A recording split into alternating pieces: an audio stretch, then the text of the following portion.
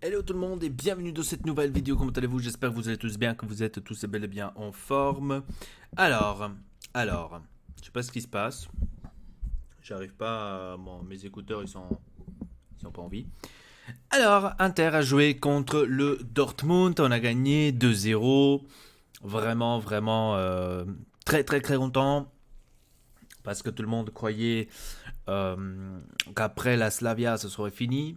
Qu'après le Barcelone, eh ben, notre aventure serait finie. Et ben aujourd'hui et ce soir, on a montré qu'on est encore là, qu'on est encore vivant et qu'on peut encore espérer à arriver à ce huitième de finale. Pour en arriver là, on a encore le temps, donc on va pas trop en parler par rapport à ça. Alors, alors le match, le match. Première mi-temps, on va dire que on a vu une Inter comme ci comme ça. C'était pas une première mi-temps, on va dire, extraordinaire, mais même pas aussi une mauvaise. Donc on va dire que c'était plus ou moins équilibré des deux côtés. Tous les deux ont bien joué, bien défendu.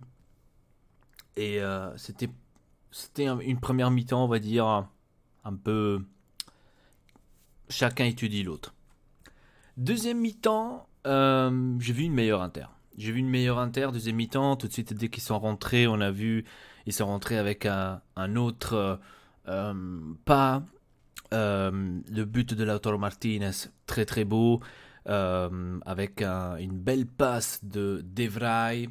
Donc ça aussi, ça m'a fait extrêmement plaisir.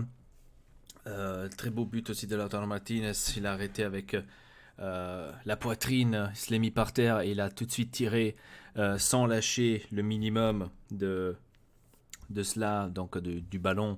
Et voilà, donc c'était vraiment énorme. Vraiment rien à dire par rapport à ça. On a vu une belle Inter en deuxième mi-temps, mais aussi un beau Dortmund. Donc il faut le dire aussi. Hein. C'était pas du tout un mauvais Dortmund. C'était une équipe aussi très très bien, qui jouait très très bien au foot. On le voyait. Euh, Ils étaient aussi dans deux trois occasions. Oh, même pas deux, trois occasions, tellement d'occasions ils n'ont pas eu. Mais dans une, maintenant que je me rappelle, dans une occasion, ils étaient très très dangereux. Latar, ouais. Où Andanovic l'a pris. C'était la seule, je pense, la plus dangereuse action. Euh, Après, le reste, c'était assez normal. Assez des actions easy. Après, il y a eu le penalty. Quand il y a eu le penalty, je me suis dit bon, maintenant, on va, on va fermer donc ce match, on va l'arrêter. 2-0, c'est bon, on va être tranquille. Lautaro Martinez qui rate le penalty, bien sûr. Rien contre Lautaro Martinez, c'est quelque chose toujours de dire 50-50. On ne peut pas, là, on peut pas lui donner la faute. Donc, c'est soit ça rentre, soit ça rentre pas. Il n'y a pas 32 solutions. Et à partir de là, on va dire que la crise cardiaque a commencé à remonter un tout petit peu parce que Dortmund a commencé à pousser aussi, pousser de plus en plus, avait plus de possession de ballon, etc. etc. On va dire que Dortmund commençait à être dangereux. Comme je vous ai dit, ils avaient une ou deux, maximum trois occasions où ils étaient vraiment très très près pour marquer. Et on a eu la chance, on a eu la chance. Ensuite, avec le contre-attaque, avec le contre-attaque qu'on a fait, on a réussi à faire le 2-0 grâce à Antonio Candreva. Et ça fait extrêmement plaisir. Ça m'a fait aussi plaisir de voir Esposito. Esposito très très bien rentré dans le match. Franchement, il s'est mangé Hummels. Franchement, je crois qu'il a 19 ans, si je ne me trompe pas. Il est de 2000 ou 2001. Esposito. Il s'est mangé Hummels. Franchement, incroyable. Incroyable. J'ai vu sur Facebook aussi des gens encore euh, critiquer Lukaku, euh, que je ne comprends pas toujours. Certes, il a pas joué match de ouf, c'est clair. Il n'a pas joué le match de ouf. Hein. Je ne dis pas qu'il a joué un match de ouf, mais euh, il faut regarder aussi les mouvements qu'il fait. C'est facile de dire ah ouais, il a pas marqué, il est nul. hein. Parce que je vois toujours ce genre de commentaires à la con et franchement, si vous êtes vraiment des supporters de l'Inter, ce genre de commentaires, vous le faites pas. Surtout quand on lit, ah ouais, mais Mauricardi, il a marqué, Mauricardi n'est plus un joueur de l'Inter, déjà pour commencer. Donc si toi tu regardes le PSG et Mauricardi, reste supporter du PSG et supporter de Mauricardi. Ça n'aura plus rien à voir avec l'Inter. Ok. Donc ça, il faut se mettre dans la tête déjà pour commencer. Et je pense qu'il y en a plusieurs. Il y a plusieurs personnes qui l'ont pas toujours capté que ce n'est pas possible qu'il y a quoi que ce soit avec la merde et l'Inter. Ok. Donc pour qu'on soit clair. D'accord. Voilà. Parce que ça m'énerve. Ça m'énerve à chaque fois quand je vois dès que en fait c'est pas des vrais supporters de l'Inter ça pour moi parce que ils attendent la première erreur que Lukaku fait, ils font un scandale de ça et tout de suite comparer avec l'autre merde.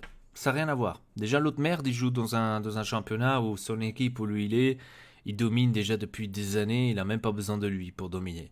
Donc déjà de 1, c'est même pas le même niveau que la Serie A. Donc avec tout le respect pour la Ligue française, mais c'est pas le même niveau, c'est même un niveau supérieur.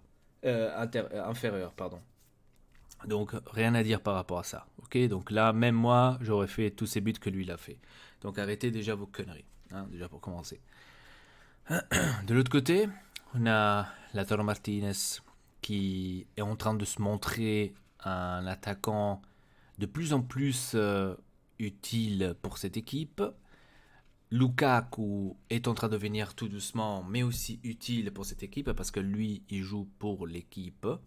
Il va prendre les ballons au milieu de terrain, il défend les ballons, etc.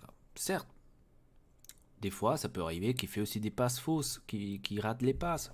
Ça peut arriver, ça peut même arriver à Cristiano Ronaldo, mais là, vous le chiez pas les bottes. Hein. Ça peut même arriver à Lionel Messi, mais là, vous le chiez pas non plus les bottes. C'est bizarre, votre mentalité.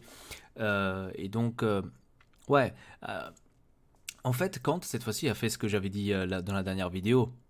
En gros, hein, dans la dernière vidéo, vous vous rappelez, je vous avais dit, ben, pourquoi Kant ne sort pas Lukaku et laisse Lautaro Martinez tout simplement sur le terrain et joue avec lui. Et cette fois-ci, il l'a fait. Cette fois-ci, il l'a fait et je pense que c'était un bon choix. Parce que, comme je vous ai dit, il n'a pas fait un match énorme, Lukaku. Mais il a fait ce qu'il devait faire. Et, euh, et quand il est sorti, il a mis, je crois, à sa place Esposito.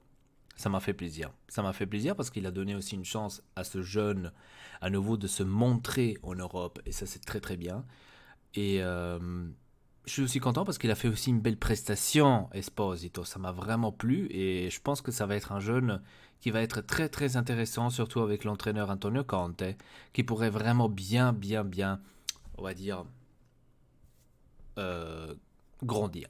Hein, comme est en train de grandir aussi Lautaro Martinez.